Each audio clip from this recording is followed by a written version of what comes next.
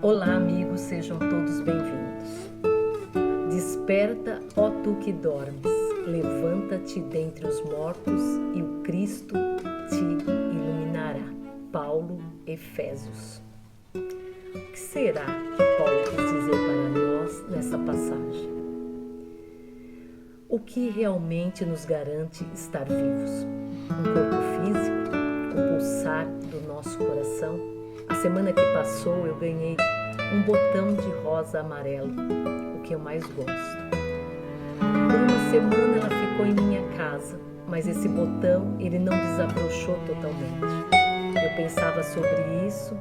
Quantos de nós morrem muitas vezes sem desabrochar? Morremos apesar de termos tantas potencialidades, termos tantos talentos, morremos mesmo tendo tantos motivos para vivermos, tantas coisas ainda por fazer. O botão da rosa, ele estava fadado a morrer quando ele foi separado da roseira. Assim é conosco. Se a gente pensar bem, a vida nos escapa entre os dedos quando nós nos desconectamos da nossa essência divina. Até podemos caminhar por um tempo, guiados por nosso orgulho, por nossa vaidade, acreditando sermos donos do mundo, acreditando que nos bastamos a nós mesmos, que não precisamos de nada ou de ninguém, e principalmente que cuidar das questões morais ou espirituais podem sempre ficar para depois, para segundo plano.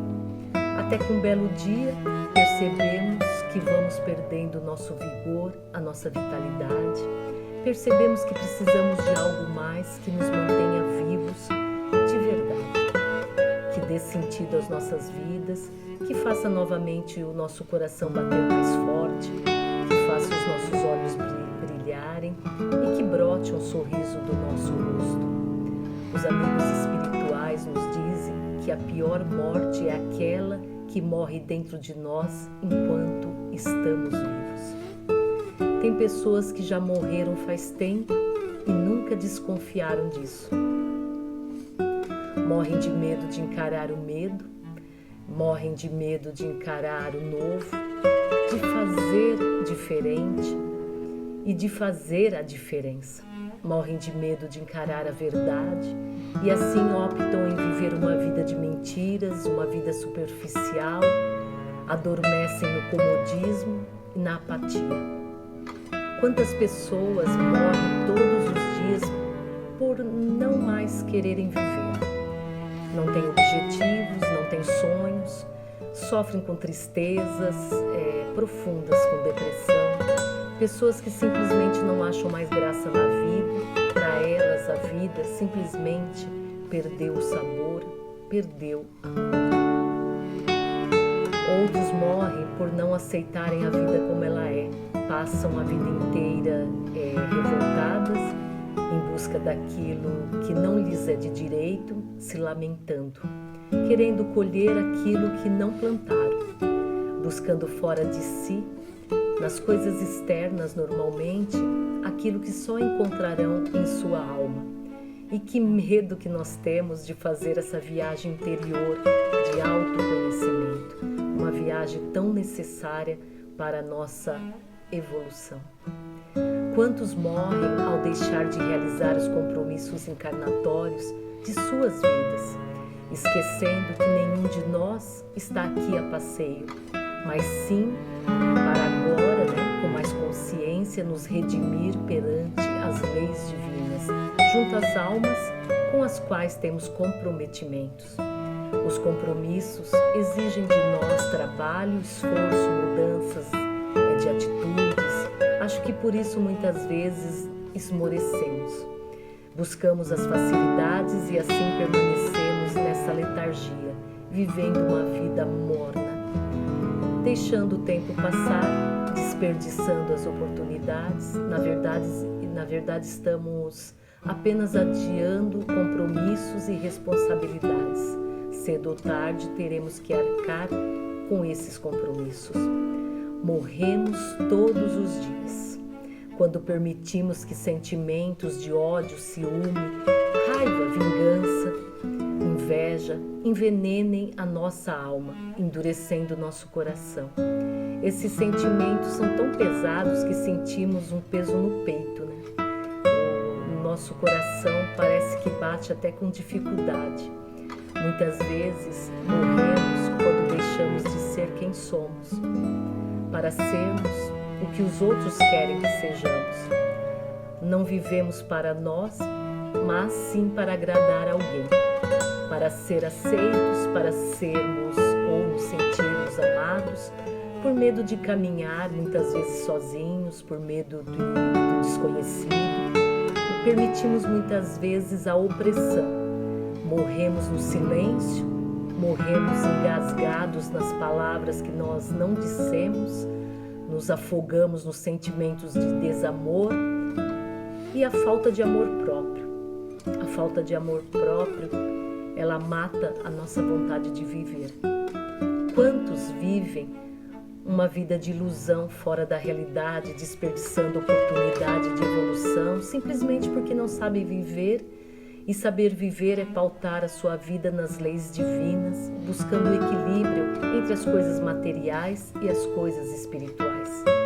Muitas vezes, movidos pelo orgulho e a vaidade, nós criamos as nossas próprias leis, esquecendo que existe uma força maior que rege as nossas vidas. Quantas vezes ouvimos alguém dizer uma frase que é horrível, né? Que chega a doer o coração. Aquela pessoa morreu para mim. Muitas vezes nós mesmos acabamos dizendo isso. Quando nos referimos a um pai, a uma mãe, um filho, um irmão, porque nós brigamos com essa pessoa e aí nós escolhemos, nós preferimos assim seguir a caminhada sozinhos, cultivando desafetos, insistimos em cultivar desamor e sem o amor nós morremos aos poucos, sem o perdão nós adoecemos. É claro que é mais fácil amar quem nos ama, sorrir para quem nos sorri, ser gentil com quem é gentil conosco, mas o Mestre já alertou que esses não precisam de remédios. Então temos que ter mais paciência, mais compaixão, mais tolerância com os outros, porque nós também precisamos desses sentimentos, dessa compaixão, dessa tolerância. Não está morto aquele que desencarnou, morto está você, morto está eu. E todos nós, se ainda não aprendemos que a vida é passageira, que viver é fazer da vida uma experiência, um aprendizado, que viver é caminhar o caminho que o Mestre traçou, é levar aos desamparados palavras de conforto, alegria, ser luz na vida de alguém. Brilhe a vossa luz, disse-nos o Mestre de forma imperativa. Isso significa que não é um convite, mas sim uma orientação firme, quase uma ordem. Brilhe a vossa luz. Nós morremos se não permitirmos que essa luz brilhe. Morre todos os dias aquele que não é capaz de ver o mundo com os olhos de amor. Faça um teste para saber se você está vivo ou morto. Olhe ao seu redor. É capaz de enxergar a dor do outro? Você tem empatia? Nos sensibilizamos? Nosso coração é tocado?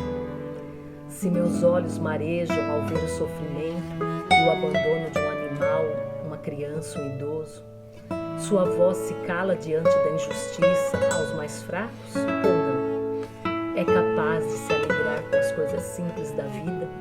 Traz gratidão em seu coração?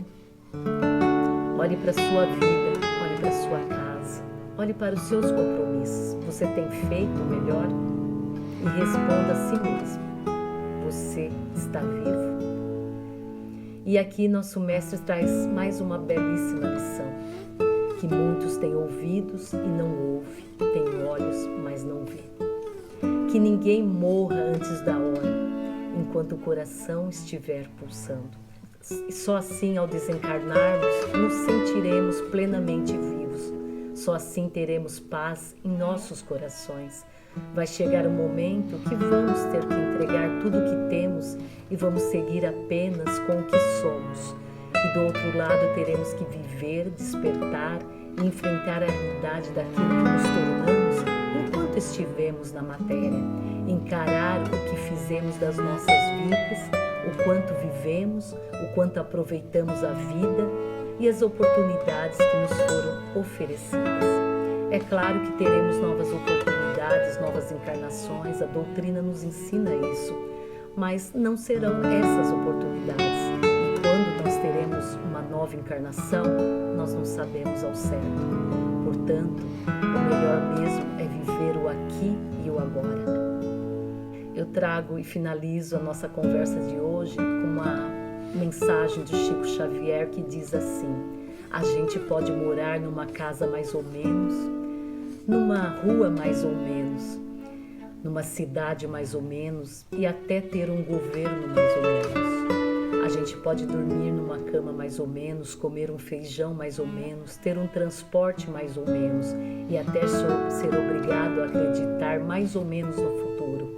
A gente pode olhar em volta e sentir que tudo está mais ou menos. Tudo bem, o que a gente não pode mesmo, nunca, de jeito nenhum, é amar mais ou menos, sonhar mais ou menos, ser amigo mais ou menos, namorar mais ou menos, ter fé mais ou menos e acreditar mais ou menos. Senão, a gente corre o risco de se tornar uma pessoa mais ou menos. Chico Xavier. Que todos nós tenhamos uma semana cheia de vida. Que nossos corações batam forte de emoção e de gratidão todos os dias. Um beijo no coração de todos e até a próxima semana, se Deus quiser.